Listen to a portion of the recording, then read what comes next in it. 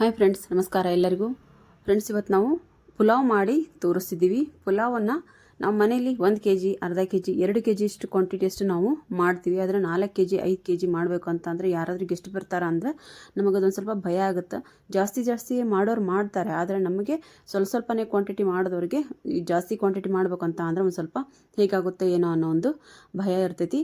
ಆದರೆ ಇವತ್ತಿಲ್ಲಿ ನಮ್ಮ ಆಂಟಿ ಒಬ್ಬರು ಪುಲಾವ್ ಮಾಡಿ ತೋರಿಸಿದ್ದಾರೆ. ಸೂಪರಾಗಿರುವಂಥ ಅಡುಗೆ ಮಾಡ್ತಾರೆ. ಹಾಗೆ ಅವರು ಕ್ಯಾಟ್ರಿಂಗ್ ಕೂಡ ನಡೆಸ್ತಾರೆ. ಒಳ್ಳೊಳ್ಳೆ ದೊಡ್ಡ ಫಂಕ್ಷನ್ಗಳಿಗೆಲ್ಲ ಹೋಗಿ ಇದನ್ನು ಅಡುಗೆ ಮಾಡ್ತಾರೆ. ನೋಡಲಿ ಅವರು ಯಾವ ರೀತಿ ಪುಲಾವನ್ನು ಮಾಡಿದರು, ಹಾಗೆ ಎಷ್ಟೆಲ್ಲ ಸಾಮಗ್ರಿಗಳನ್ನ ತೊಗೊಂಡಿದ್ರು ಅಂತೇಳಂದೆ ನಾನು ನಿಮಗೆ ತೋರಿಸ್ತೀನಿ. ಯಾವ ರೀತಿ ಮಾಡೋಕ್ಕಂತಾರೆ ಬರ್ರಿ ನೋಡೋಣ. ಇಲ್ಲಿ ನೋಡ್ರಿ, ಒಂದು ಅರ್ಧ kg ಅಷ್ಟವರು ವಟಾಣಿನ ರಾತ್ರಿನೇ ನೆನೆಸಿಟ್ಟಿದ್ರು. ಒಂದು ಅರ್ಧ kg ಅಷ್ಟು ಇಲ್ಲಿ ಕ್ಯಾರೆಟ್ ತೊಗೊಂಡಿದ್ದಾರೆ.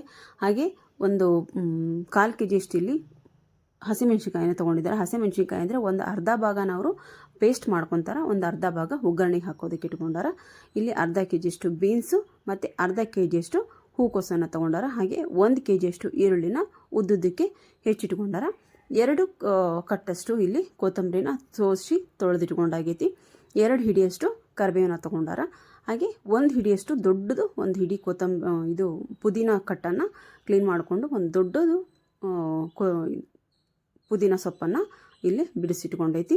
ಈಗ ಇದಕ್ಕೆ ಮಸಾಲೆ 10 ಗ್ರಾಮಷ್ಟು ಚಕ್ಕೆ, 10 ಗ್ರಾಮು ಏಲಕ್ಕಿ, 10 ಗ್ರಾಮು ಲವಂಗ ಮತ್ತು ಒಂದು 10 ರಿಂದ 12 ಪುಲಾವ್ ಎಲೆನ ಇಲ್ಲಿ ತೊಗೊಂಡಾರವರು. ಹಾಗೆ ಇದಕ್ಕೆ ಒಲೆಗೂ ಪೂಜೆ ಮಾಡಿದ್ರು ಅವರು. ಒಲೆ ಪೂಜೆ ಮಾಡಿ ಎಣ್ಣೆ ಕಾಯಕ್ಕಿಟ್ಟಾರ. ಇಲ್ಲಿ 1.5 kg ಅಷ್ಟು ಅವರು ಎಣ್ಣೆನ ಹಾಕೊಂಡಾರ. ಫ್ರೆಂಡ್ಸ್, ಇದಕ್ಕೆ 1.5 kg ಅಷ್ಟು ಎಣ್ಣೆ ಹಾಕೊಂಡಾರ.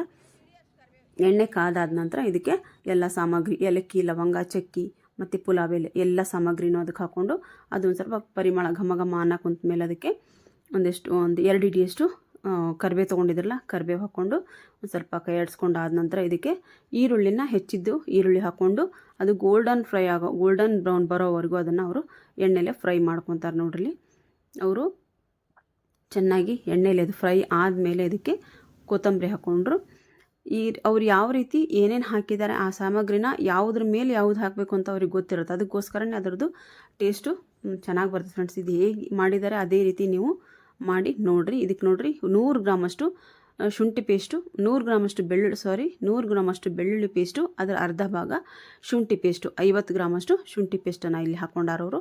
ಹಾಕ್ಕೊಂಡು ರುಚಿಗೆ ತಕ್ಕಷ್ಟು ಉಪ್ಪು ಹಾಕ್ಕೊಂಡಾರ. ಉಪ್ಪು ಹಾಕ್ಕೊಂಡು ವಟಾಣಿ ಮೇಲೆ ನೋಡ್ರಿ ರುಚಿಗೆ ತಕ್ಕಷ್ಟು ಉಪ್ಪು ಹಾಕ್ಕೊಂಡು ಬಟಾಣಿ ಮತ್ತು ತರಕಾರಿ, ಬಟಾಣಿ, ಕ್ಯಾರೆಟು, ಬೀನ್ಸು ಅದೇನು ತರಕಾರಿ ಅವರು ತೆಗೆದಿಟ್ಕೊಂಡಿದ್ರೆ ಎಲ್ಲ ತರಕಾರಿನೂ ಹಾಕಿ ಚೆನ್ನಾಗಿ ಅದನ್ನು ಬೇಯಿಸ್ಕೊಂಡಾಗೊಂತಾರ. ಈ ಟೈಮಲ್ಲಿ ಅವರು ಅದಕ್ಕೆ 1/4 ಲೀಟ್ರಷ್ಟು ಮೊಸರು ಹಾಕ್ಕೊಂಡಾರ. 1/4 ಲೀಟ್ರಷ್ಟು ಮೊಸರು ಹಾಕ್ಕೊಂಡು ಪುದೀನ ಸೊಪ್ಪಿತ್ತಲ್ಲ ಫ್ರೆಂಡ್ಸ್, ಪುದೀನ ಸೊಪ್ಪನ್ನು ಹಾಕ್ಕೊಂಡು ಈ ಮೆಣಸಿನ್ಕಾಯಿನ ಪೇಸ್ಟ್ ಮಾಡಬೇಕಂದ್ರಲ್ಲ, ಆ ಮೆಣಸಿನ್ಕಾಯಿ ಪೇಸ್ಟನ್ನು ಇದಕ್ಕೆ ಹಾಕ್ಕೊಂಡು ಮತ್ತೆ ಮಿಕ್ಸ್ ಮಾಡ್ಕೊಂಡ್ರೆ ಅಂದ್ರೆ ಹಸಿಮೆಣ್ಸಿನ್ಕಾಯಿ ಪೇಸ್ಟ್ ಹಾಕ್ಕೊಂಡ್ರೆ ಟೇಸ್ಟು ಇನ್ನೂ ಎನ್ಹಾನ್ಸ್ ಆಗುತ್ತೆ. ಅದಕ್ಕೋಸ್ಕರ ಅದಕ್ಕೆ ಹಸಿಮೆಣ್ಸಿನ್ಕಾಯಿ ಪೇಸ್ಟನ್ನು ಅವ್ರು ಹಾಕ್ಕೊಂಡು ಅದನ್ನೊಂದು ಸ್ವಲ್ಪ ಬಾಡಿಸ್ಕೊಂಡು ಆದ ನಂತರ ಇಲ್ಲಿ 10 ಲೀಟ್ರಷ್ಟು ನೀರನ್ನು ಹಾಕ್ಕೊಂಡು ಕುದಿಯಕ್ಕೆ ಬಿಟ್ಟಿದ್ದಾರೆ ಅವರು.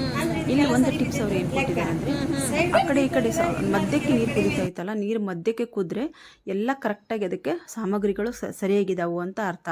ಅಕ್ಕಪಕ್ಕ ಏನಾದರೂ ಕುದ್ರದು ಅದಕ್ಕಿನ್ನೂ ಏನಾದರೂ ಸಾಮಗ್ರಿ ಬೇಕು ಅಂತ ಅಂದೇಳಂದು ಅನಿಸ್ತೈತಿ. ಅದಕ್ಕೋಸ್ಕರ ಇದು ಮಧ್ಯಕ್ಕೆ ಕುದಿಯುವಂಥದ್ದು. ಇದಕ್ಕೆಲ್ಲ ಸಮನಾಗಿ ಸಾಮಗ್ರಿ ಹಾಕಿದ್ದೀವಿ ನಾವು, ಉಪ್ಪು ಖಾರ ಎಲ್ಲ ಅಂತೇಳಂದು ಅವ್ರು ಹೇಳಿದರು. ನೋಡ್ರಿ, ಕೊನೆಗೆ ನಾವಿಲ್ಲಿ ಎಲ್ಲ ಹಾಕಿ ಆದಮೇಲೆ ಒಂದು ಕುದ್ದಾದ್ಮೇಲೆ ಇದಕ್ಕೆ ಅವರು ಮಸಾಲೆ ಪೌಡ್ರು, MTR ಪೌಡ್ರ್ ಇರುತ್ತಲ್ಲ, ಪಲಾವ್ ಅದನ್ನು ಇಲ್ಲಿ ಒಂದು 50 ಗ್ರಾಮಷ್ಟು ಪೌಡ್ರ್ ತೊಗೊಂಡಿದ್ರು. ಅದನ್ನು ಇಲ್ಲಿ ಅವ್ರು ಹಾಕಿ ಚೆನ್ನಾಗಿ ಅದನ್ನ ಮಿಕ್ಸ್ ಮಾಡ್ಕೊಂಡು ಆದ ನಂತರ ಮೇಲೆ ಒಂದು ಸ್ವಲ್ಪ ಫುಡ್ ಕಲರ್ ಹಾಕ್ಕೊಂಡಾರ, ಕೊತ್ತಂಬರಿ ಹಾಕ್ಕೊಂಡು ಮೇಲೆ ಟೊಮೆಟೊ ಹಣ್ಣನ್ನು ಮೇಲೆ ಹಾಕ್ಕೊಂಡಿದ್ದಾರೆ. ಫ್ರೆಂಡ್ಸ್, ಒಂದು ಸ್ವಲ್ಪ ಲಿಂಬೆಹಣ್ಣು ಹಿಂಡ್ಕೊಂಡಿದ್ರು, ಅದು ಸ್ಕಿಪ್ ಆಗೈತಿ.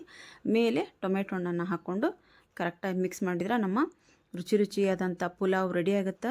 ಮೊಸರು ಬಜ್ಜಿ ಜೊತೆಗೆ ನೀವು ಮನೇಲಿ ಈ ರೆಸಿಪಿನ ಟ್ರೈ ಮಾಡಿ ನೋಡಿರಿ. ಈ ರೆಸಿಪಿ ಹೇಗಿತ್ತು ಅಂತ ಹೇಳೋದು ಕಮೆಂಟ್ ಬಾಕ್ಸಲ್ಲಿ ಕಮೆಂಟ್ ಹಾಕೋದನ್ನು ಮರೆಯಬೇಡಿ. ವಿಡಿಯೋ ಇಷ್ಟ ಆದರೆ ದಯವಿಟ್ಟು ಒಂದು ಲೈಕ್ ಮಾಡಿ, ಹಾಗೆ ಶೇರ್ ಮಾಡಿ. ನನ್ನ ಚಾನಲ್ನ ದಯವಿಟ್ಟು ಸಬ್ಸ್ಕ್ರೈಬ್ ಮಾಡ್ಕೊಳ್ಳಿ ಫ್ರೆಂಡ್ಸ್. ಮತ್ತು ಈ ಮೊಸರು ಬಜ್ಜಿನ ಯಾವ ರೀತಿ ಮಾಡಿದರು ಅಂತ ಹೇಳೋದು ಇದ್ರ ರೆಸಿಪಿ ತೊಗೊಂಡು ನಮ್ಮ ಮತ್ತೆ ಮುಂದಿನ ವಿಡಿಯೋದಲ್ಲಿ ಬರ್ತೀನಿ. ಬಾಯ್ ಫ್ರೆಂಡ್ಸ್, ಬಾಯ್.